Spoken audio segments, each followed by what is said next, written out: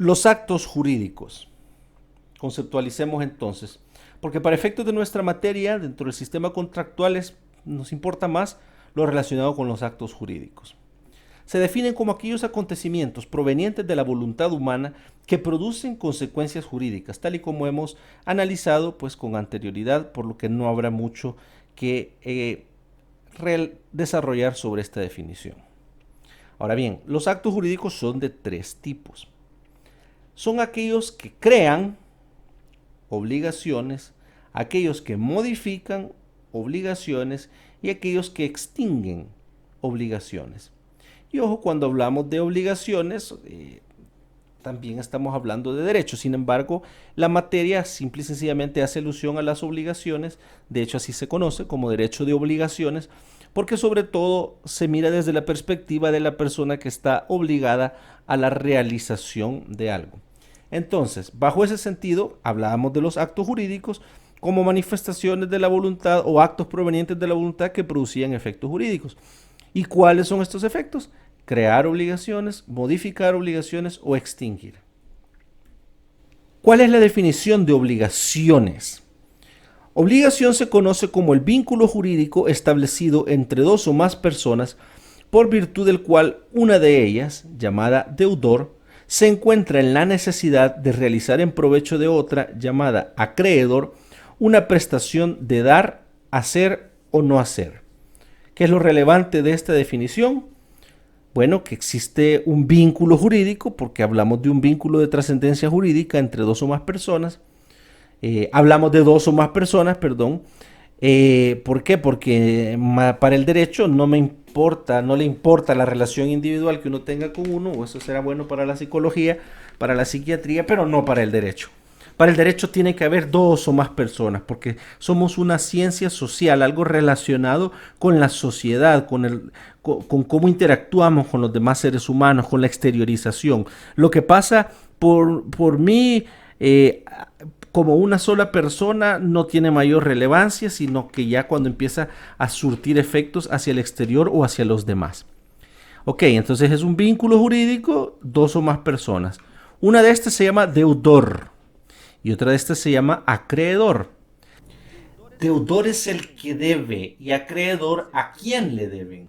¿Y qué es lo que debe? Bueno, una prestación de dar, hacer o no hacer. Yo me puedo obligar a darle algo a alguien. Yo me puedo obligar a hacer algo. Y yo me puedo obligar a no hacer algo o abstenerme de hacer una determinada acción. Recapitulando. Donde hablamos de obligaciones, hablamos de derechos. Por eso es que aquí se ha puesto una obligación y aquí se ha puesto un derecho. Se habla de un acreedor y se habla de un deudor. ¿Quién es el acreedor? El que tiene el derecho, a quien le deben. ¿Y quién es el deudor? El que tiene la obligación, es decir, el que le debe al acreedor. Entonces, donde hay acreedor hay derecho, donde hay deudor hay obligación. ¿Y en qué consiste? ¿Qué es lo que debe? ¿Cuál es el objeto de esta obligación? Bueno, una prestación que podría ser tanto de dar, como de hacer, como de no hacer. Pero ¿y por qué hablamos de dar, hacer o no hacer? ¿Acaso habrá más tipos de obligaciones? ¿Y por qué hablamos de esa diferenciación de dar, hacer? ¿Por qué? O sea, no hacer se entiende, pero hacer y dar no es casi que lo mismo. Pues resulta que no. Dar es un tipo de prestación, hacer y no hacer se refiere a otro tipo de prestaciones. Cuando hablamos de dar, nos referimos a la constitución de aquellos llamados derechos reales. No es que la contraposición de los derechos reales sean los ficticios, no. Derechos reales, la contraposición son los derechos personales. Derecho real no es porque sea realidad, sino que es en relación a bienes, ¿verdad? Y derecho personal es en relación a sujetos. Entonces, cuando hablamos de prestaciones de dar, Nos referimos a prestaciones que tienen por objeto la constitución de derechos reales. Cuando hablamos de prestaciones de hacer o no hacer, hablamos de prestaciones que tienen por objeto la satisfacción de derechos personales. Sé que todavía estamos un poco en blanco, pero téngame un poco de paciencia. Vamos a ver. Hablando de derechos de no hacer. Por ejemplo, yo podría perfectamente bien obligarme con una persona a no hacer algo. Por ejemplo, cuando yo en la empresa me dan a firmar un convenio de confidencialidad, yo me estoy obligando a no revelar información confidencial.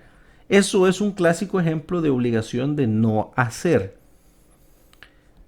Cuando yo me obligo a no competir, o digamos en mi contrato me ponen, se le establece una restricción de no competencia. Cuando yo acepto una obligación de no competir en determinadas condiciones, yo estoy adquiriendo una obligación de no hacer, ¿verdad? Es otro clásico ejemplo de obligaciones de no hacer. ¿Cuál es un ejemplo de obligaciones de hacer? Bueno, yo podría perfectamente decir con ustedes que según quien quede campeón de fútbol de la próxima copa, si queda en mi equipo favorito, si no queda en mi equipo favorito, me rapo el pelo y voy a ir a bailar la Macarena a medio Salvador del mundo. Yo podría tener una obligación de esa y podría ser válida. Y sería una obligación de hacer, porque ahí lo que estoy realizando una acción determinada. Claro, raparme el pelo y bailar la Macarena en público no es un derecho real, porque no tiene ninguna incidencia sobre la constitución de uno de estos derechos que la ley contempla y que se denominan derechos reales, que veremos a continuación. Veamos entonces los tipos de derechos reales versus derechos personales, porque mencionábamos, ¿verdad?, que mientras las obligaciones de dar se refiere a derechos reales, las de hacer o no hacer se refieren a derechos personales. Pues, ¿cuál será la diferencia entre uno y otro de estos derechos?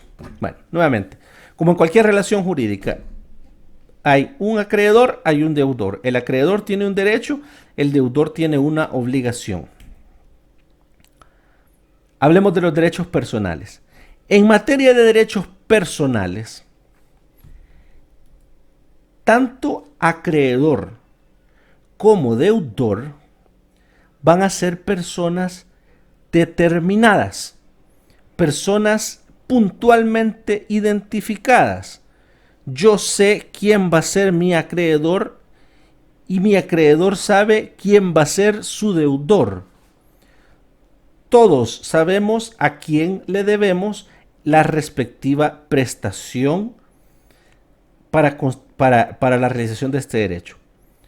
Clásico ejemplo, un contrato de arrendamiento.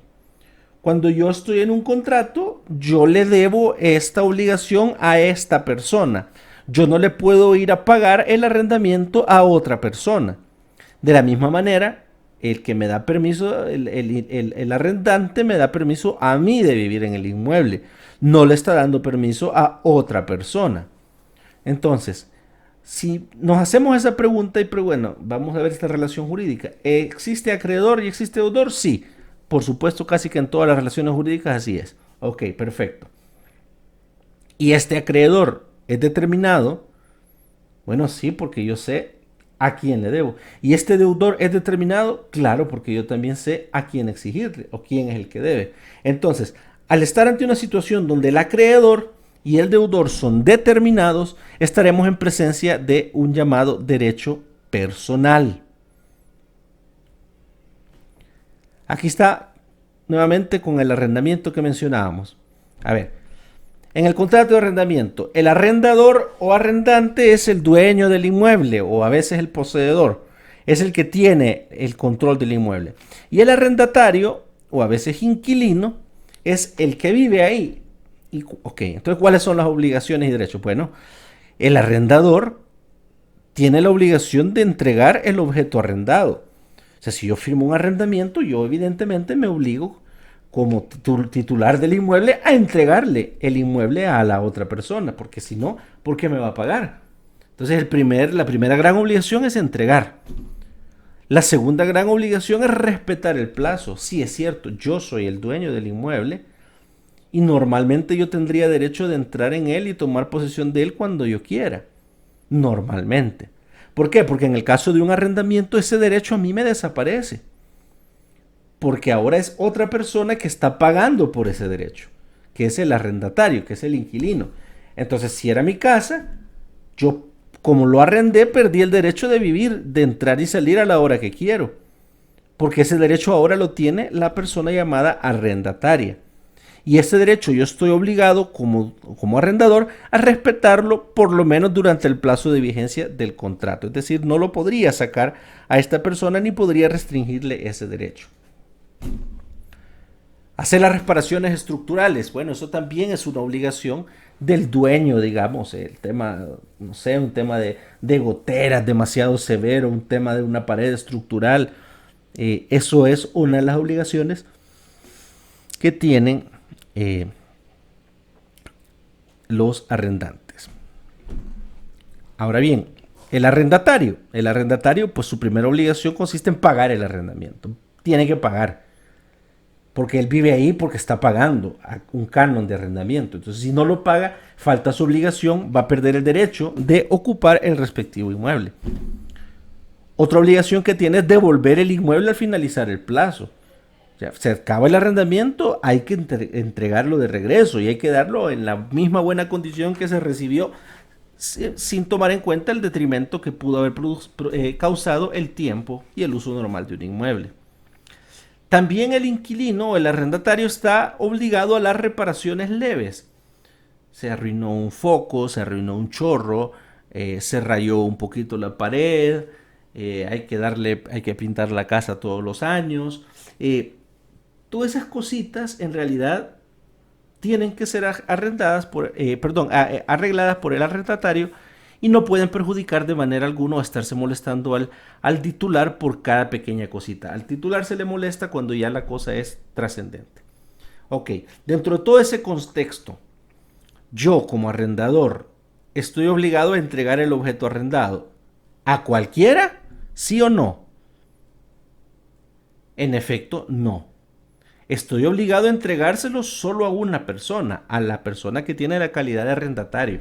Entonces, en esa obligación, el arrendador es determinado y el arrendatario es determinado. O sea, el obligado en esta oportunidad sería el deudor determinado y el arrendatario es acreedor determinado porque es una sola persona. Igual respetar el plazo no es a cualquiera, es a una persona. Reparaciones estructurales sí es cierto, pero a raíz de esta misma situación. ¿Qué tal si le damos vuelta a la tortilla? Porque en este caso el arrendamiento no es un análisis unidireccional de acreedor-deudor, sino que aquí cada quien tiene sus propias obligaciones y cada quien es tiene una doble calidad cada sujeto en este contrato. Uno por un lado es acreedor y deudor y al mismo tiempo es deudor y acreedor, o sea, tiene las dos calidades. ¿Qué obligación primordial tiene el arrendatario? Bueno, pagar el precio del arrendamiento. ¿Y se lo va a pagar a cualquiera? No. Tiene que ser a una sola persona, al arrendador. Entonces, ¿pero quién está obligado? Solo él. Entonces, ¿qué quiere decir esto? Que hay un deudor determinado y un acreedor determinado, que es lo que le da la ratificación, que en materia de arrendamiento estamos hablando de derechos personales.